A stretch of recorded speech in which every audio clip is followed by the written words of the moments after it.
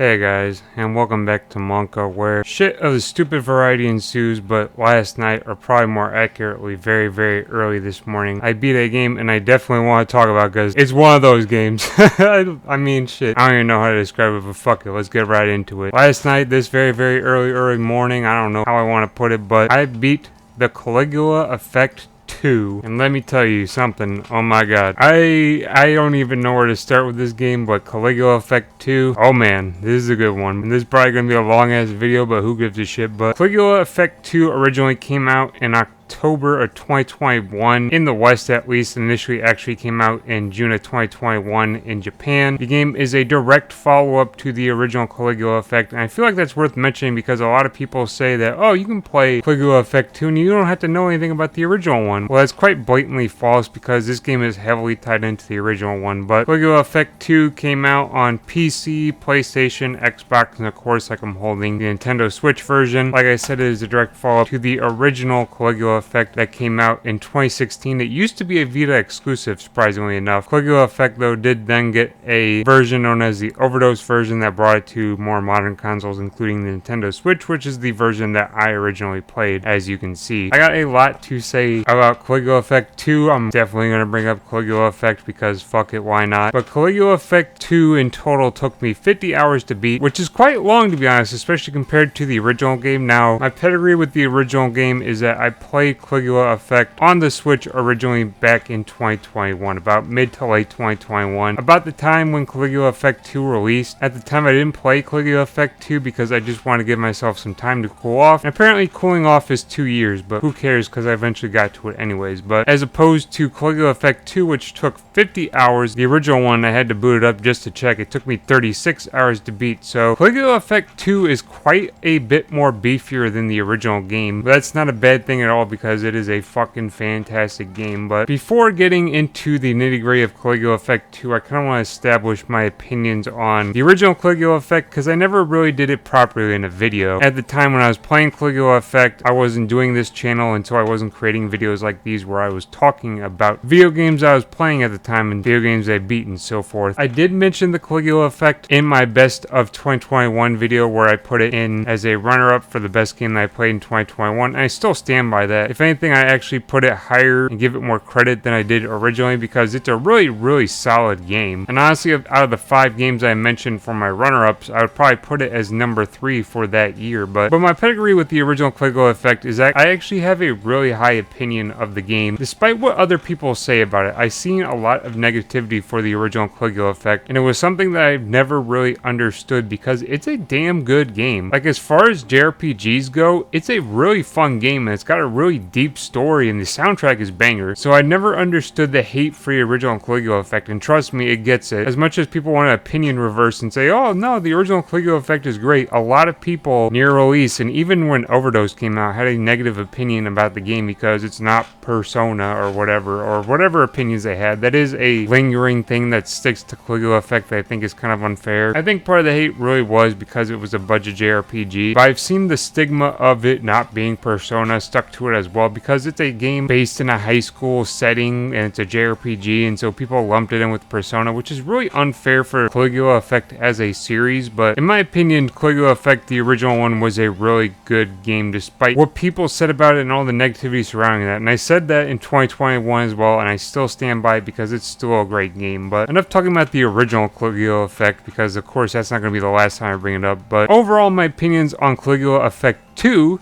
the topic of this video, is that this game is really fucking good, and I don't care what anyone says, to be honest. This game is banger as all hell. Now, I've seen negativity for this one too, and it's quite surprising because people are like, oh, the game is just the same game, and you know, I kind of had the same opinion at first. The first 10 hours of the game I was like, oh man, this is more Caligula Effect, which wasn't a bad thing, but I was kind of hoping they'd do more with it. But as I played it more and more, it opened up more and more, and I realized, holy crap, this is just an improvement over the original Caligula Effect in almost every way, and this game is absolutely worth playing. It is absolutely banger, and it is absolutely underrated too. People do not talk about this game just like the original Caligula Effect. People just don't talk about this game all that much from what I see, and it's a damn shame because it is a fun as hell JRPG. But before running off too far into the woods, I also have to mention that this game is Furyu developed, NIS published. Furyu I've talked about, I believe, on 3 separate occasions on this channel now, and they have slowly become my favorite JRPG developer at this point. They made the original Caligula Effect like I showed you, they made Crystar, they've made Trinity Trigger, and of course they made the Caligula Effect 2 as well. They have some other games under their belt, mentioning Lost Dimension, The Alliance Alive, Monarch, and the upcoming Cry Machina. They have a decent few games under their belt, and they just keep getting better and better, honestly. And like I said, they'd slowly developed into being my favorite JRPG developer. But starting with the graphics and performance, like I said, there's going to be a lot of comparisons to the original Caligula Effect, so bear with me. But in terms of the graphics of Caligula Effect 2, the game looks pretty decent to be honest, but it's nothing amazing. I don't think it looks all that great on other consoles that it came out on as well. I haven't seen anything for the PS5, but I imagine it doesn't look all that much crazier on the PS5, but it looks decent on the Switch, and everyone knows I say it like a million times at this point, but I really don't give a shit of the graphics, so it doesn't really bother me. I will say that during dialogue, the game does have character sprites, and at this point it seemed like Furyu still wasn't animating their character portraits because they're all static. Now they do emote, but they don't do anything, like their mouths don't actually move or they don't blink or anything like that. They're just static character portraits, which is fine to be honest. I'm kind of used to that in games, but the thing that they did do well about that is the fact that the character models actually do emote, and their lips do move, and their faces actually move and have emotion to them, as opposed to something like Crystar, which just had static character models as well as static character portraits. So while the character sprites during dialogue are static, the character models that they have are actually animated, which is appreciated. But in terms of the performance of the game, Caligula Effect 2 performs leaps and bounds better than the original Caligula Effect did on the Switch. I had a few gripes with the original Caligula Effect. Like I said, I didn't fully voice them in a video at the time because it just wasn't what I was doing at the time, but one of those would have definitely been the performance, because the performance of Caligula Effect on Switch is absolutely shit. It runs terribly during battles, and it runs terribly during dungeon crawling. Now in stark contrast, the Caligula Effect 2 actually runs really well. I would say it's probably 38 frames per second. Like I said, my eyes can't tell anymore what's 30 or 60, but either way it runs stable for whatever frame rate it's running at, and I can appreciate that nonetheless. But in terms of the graphics and performance, the graphics look decent, but they're nothing amazing. But like I said, I don't really care because it's on the Switch, and the performance runs just fine. It holds its own, and it doesn't really ever dip all that often. Now it does dip somewhat, but like I said, it's pretty infrequent. But in terms of the music and voice acting, this is where we're gonna have to start holding me back, because holy shit, dude, this soundtrack is something fucking else. I'm containing myself because otherwise I'm gonna be screaming, but this soundtrack is fucking nuts. This might be the best soundtrack I've heard since like fucking Blue Reflection Second Light like 2 years ago, dude. This soundtrack is crazy. Now, before I get into the craziness of the soundtrack, I do have to mention that not the entire soundtrack is crazy. It does seem like there's some B-tier songs in here that are just kind of mediocre overall. Pretty much any song outside of a dungeon is kind of alright. It does its part, but it's nothing really amazing. Some of them go up too good. Something like the Key Express theme is actually pretty banger, but things like just general dialogue and like the school theme and shit like that are just kind of okay tracks, to be honest, but they're nothing amazing, which I'll forgive them for that, because dungeon themes and boss battles and shit like that are absolutely banger, and it's just like crazy. Now I had a song, I forget what it's called, from the original game. I'll put the title on the screen when I look it up, but that song would sit in the back of my mind since the day I played Caligula Effect 2 years ago, because it was just such a great song that it just stayed in the back of my mind like for a long time. Caligula Effect 2, this entire soundtrack is going to be in my back of my mind for years to come, because this soundtrack is on another level. I haven't heard a JRPG soundtrack, like I said, this good in a very long time, at least 2 years. The dungeon themes are just absolutely banger. Now there's 4 variations of every dungeon theme. When you're running around a dungeon, there's a simplified version of the dungeon theme. When you get into battle, the dungeon theme then flourishes into a full instrument, full vocal version of the soundtrack that that plays in the dungeons. There's also a version that a character known as Key, which we'll get to later in the video, sings once you beat one of the musicians. And then there's the remix version, which plays when you do boss battles. Let me tell you, when I say that these dungeon themes are on another level, that I fucking mean it. These dungeon themes are just something else. I mean, golly, I don't even know how to describe them because it's just so crazy. I rarely ever vibe out when I'm playing a game, but this soundtrack was making me bang my head like I was gonna break my neck just going nuts over these fucking songs. And that's for the dungeon themes. There's some pretty crazy ones. Specifically, Misconductor is the one I think of that just goes off the fucking rails with the way it sounds. It is just so crazy. And like I said, that's just for the basic version. Once you add vocals, it goes even harder. It's so crazy.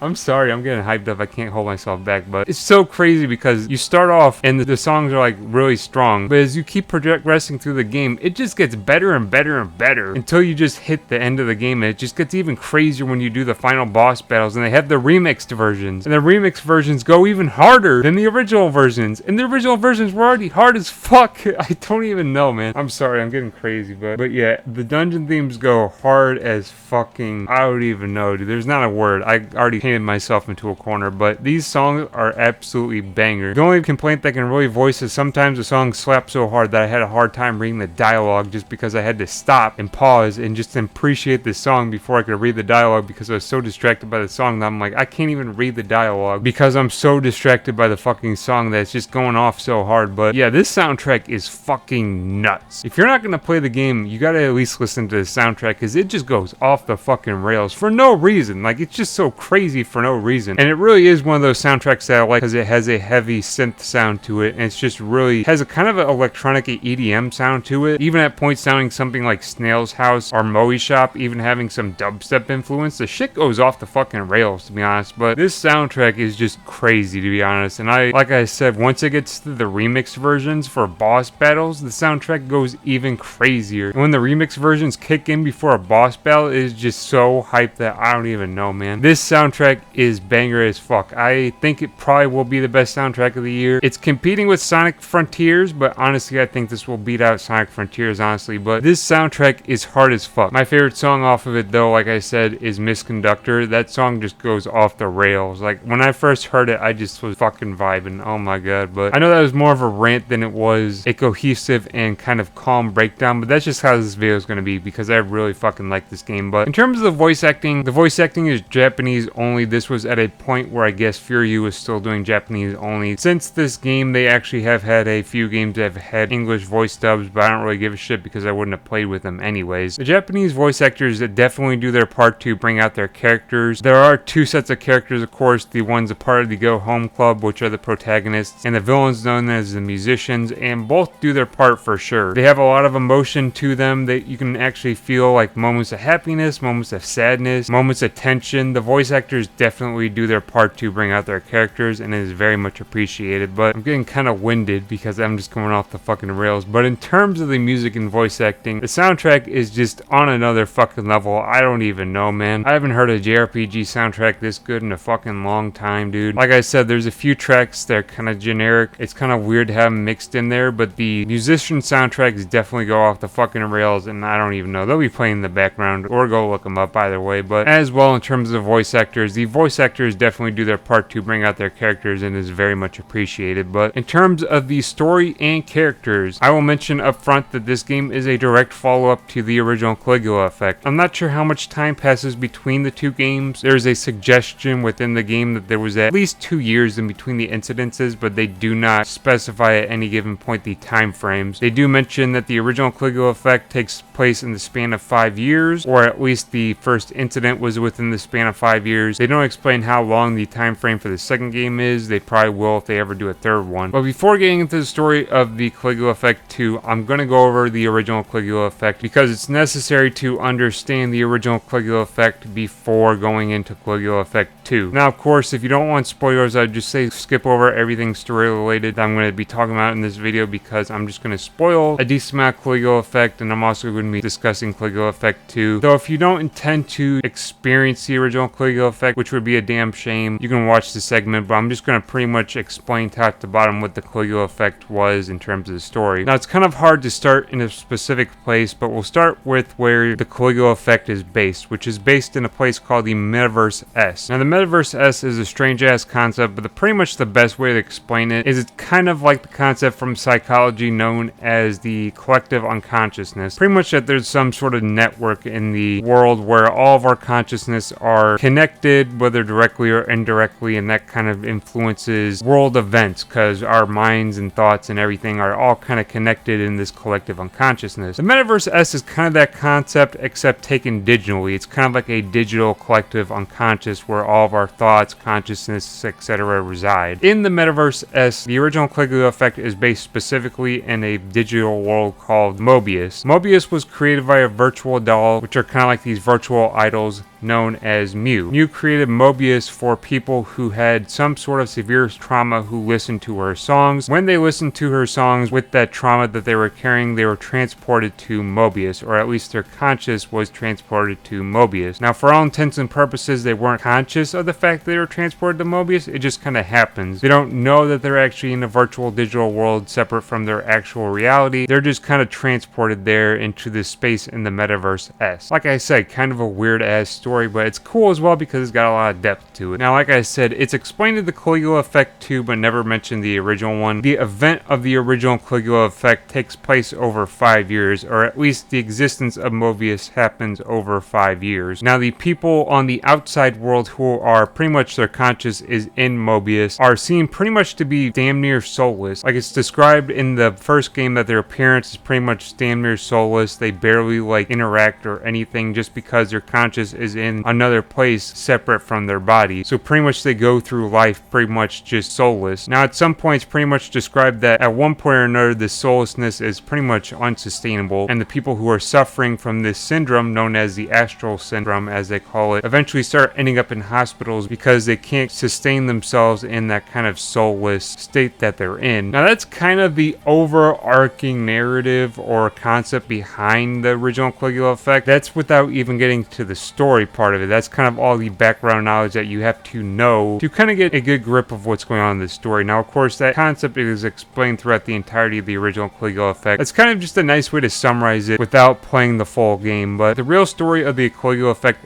kicks off when the main character, which is the silent protagonist, kind of wakes up to the discrepancies within the world of Mobius. Instead of seeing the world as like actual reality, he starts to realize that the world around him is fake and that it's not real and it's all digital, and he kind of starts to see the discrepancies, and this kind of turns the world against him to one degree or another. It's kind of interesting because once the characters wake up, they're in danger of being attacked by something known as digiheads. Now the weird kind of part about this game is that digiheads can't be seen by people who are trapped in Mobius who aren't aware of the discrepancies, and as well they can't see anything like actual fights going down between the main characters and digiheads because their minds cannot comprehend it or something like that. It's kind of a weird concept, to be honest. Like I said, they just kind of see it as a regular fight instead of like this big fight that the actual main characters see it as. But once the main character wakes up to the world around him, he starts being attacked by these said digiheads and is assisted by another virtual doll known as Arya. Now, as it's explained in the original Caligula Effect, Arya and Mew actually create the world of Mobius together, but at some point Mew kind of takes over and diminishes Arya's powers, so she's kind of left powerless, but she ends up assisting the main character by awakening his catharsis effect, kind of his powers created by his trauma that he can use to fight back against the digiheads. Now the main character ends up linking up with other characters that are aware to these discrepancies in the world of Mobius, and they form a club known as the Go Home Club, whose goal it is to go back to the real world. Now, of course, for one reason or another, it's explained through the story, Mew wasn't always a bad person as it kind of shown in the game because Mew is trapping people within this world of Mobius. At one point, the intentions were innocent. She just wanted to relieve people of her trauma, but at some point she was manipulated. Now, Mew has a set of kind of enforcers known as musicians that kind of keep the peace within the world and make sure no discrepancies happen. And within the original Caligula Effect, these are pretty much the enemies that you'll be fighting to get out of the world of Mobius and return to reality, which, like I said, is the main goal of the Go Home Club. Now, that is the long and the short of what the Caligula Effect is. If I were to actually go into deep diving what the story actually is, I would need probably an hour or Part 2, and I would also have to replay the game because that's kind of shorthanding a lot of nuance that was in the original game. Like I said, the story of the original game was pretty deep, to be honest, but that is explaining the Caligula Effect. Now, how this relates to the Caligula Effect 2 and the story as we kick off with the Caligula Effect 2 is that, like I said, the events of Caligula Effect 2 take place maybe 2 years after the original Caligula Effect. Like I said, this isn't something specified, but something that can be assumed due to details given throughout the game. Now, the world is still set in the Metaverse S, except this time this virtual world is known as Redo, and it's run by a separate virtual doll known as Regret. Now, in the first game, like I said, the main theme was trauma and characters having trauma. In this game, people are transported to the world of Redo when they listen to one of Regret's songs and, go figure, have regrets. It's a bit more nail on the head than the original game was, but nonetheless, that is just how it is. Now again, kind of like MU, Regret has her set of musicians that are kind of like her enforcers that maintain the peace in the world of Redo. Kind of like how in the original game that MU had Thorn as her main enforcer, this time around Regret has a main enforcer known as Bluffman. Now his intentions and whatnot aren't really known at the time. I mean, he's kind of like this mysterious character, but it's pretty much known that at the beginning of the game, the main character, which is again a silent protagonist, pretty much enters the world of Redo with regrets, and the main catalyst to kicking off the story is that a virtual doll ends up breaking into Redo from the Metaverse S and pretty much wreaking havoc at first and causing discrepancies within the world of Redo. Now this causes certain people within the world of Redo to start having dreams and then to start eventually waking up to the world around them being fake. Now the main character eventually becoming aware of this is again attacked by Digiheads, kind of like in the original game, but ends up linking up with the virtual doll causing havoc known as Key. Now, as they explain within the first hour or two of the game, Key is actually the daughter of Mew from the original game, and pretty much her objective is to destroy the world of Redo and to take down Regret, since pretty much Regret is dragging Mew's name through the dirt because everyone's blaming Mew for the second Astral Syndrome incident, as they're calling it, for the incident for Redo. The main character then gains his power of Catharsis Effect from Key to be able to fight the Digiheads and ends up linking up with other characters. Mainly at the beginning he links up with Jin as well as Sasura, and they form what they call the Go Home Club, inspired by the first game events where they call themselves the Go Home Club as well. But their main objective again is to just go home and get back to actual reality. That is a very heavily summarized version of the story. I'm not going to spoil it because honestly it sounds a lot similar to the first game, and to be honest, the overall